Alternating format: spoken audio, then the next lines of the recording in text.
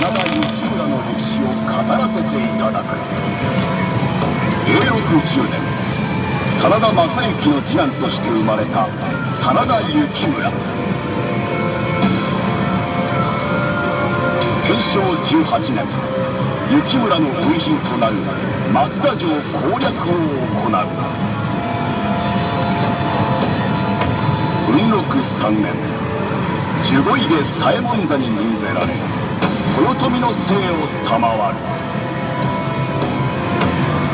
慶長5年、関ヶ原の戦いで徳川秀忠の参戦を阻止する。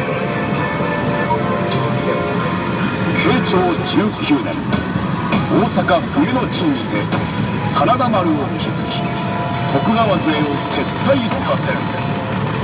慶長20年、大阪夏の陣にて本陣急襲を図り、命を落とした。